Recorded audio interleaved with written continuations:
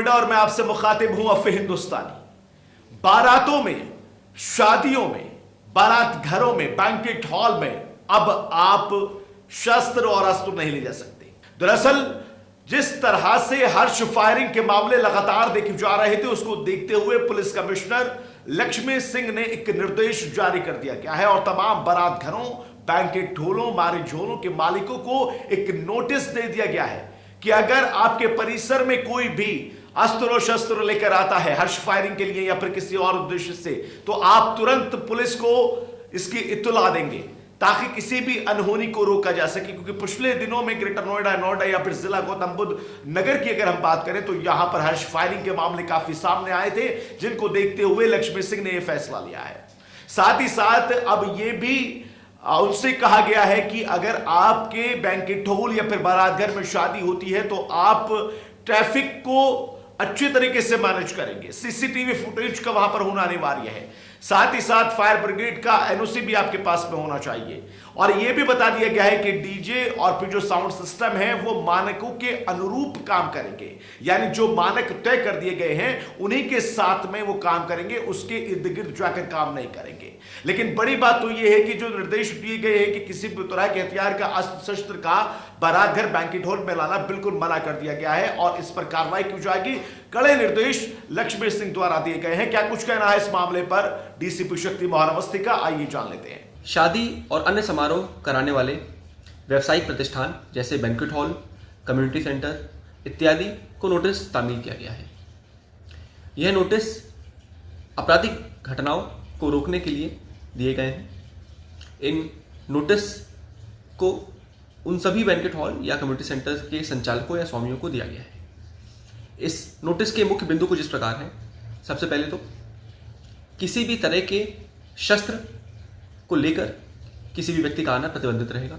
अगर संचालकों और स्वामियों को पता लगता है कि इस तरह के व्यक्तियों की उनके परिसर में एंट्री हुई तो तुरंत वो पुलिस को सूचित करेंगे। बिजली और फायर के एनओसी उनके पास होने चाहिए और बिजली और फायर के एनओसी ना होने पर उनके खिलाफ सख्त कार्रवाई की जाएगी।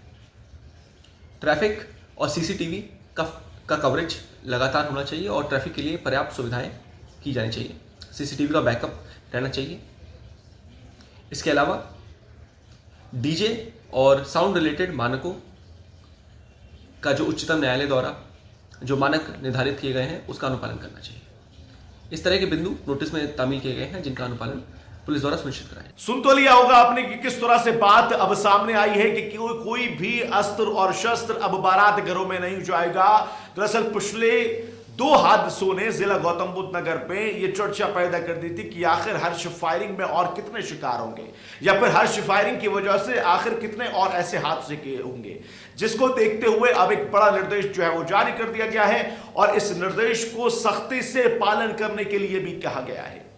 जायजा लिया है हमारे संवाददाता सायुद अली ने। क्या कुछ रहा है, आइए जान लेते हैं। हर्ष फायरिंग को लेकर पुलिस कमिश्नर लक्ष्मी सिंह के आदेश पर नोएडा पुलिस ने अभियान चलाया है और संबंधित मैरिज हॉल और बारात घरों के संचालकों को नोटिस दिया है, क्योंकि मकसद एक है हर्ष फायरिंग को रोकना।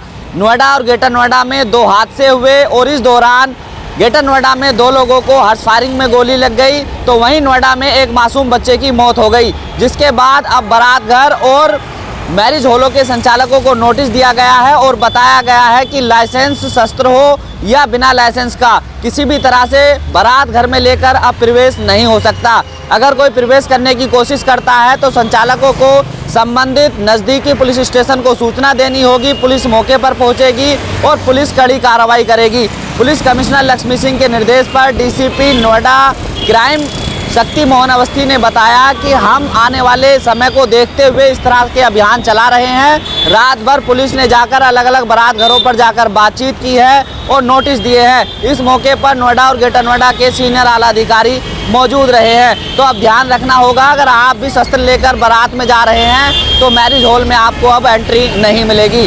नोएडा से नव नोएडा के लिए मैं साजिद अली।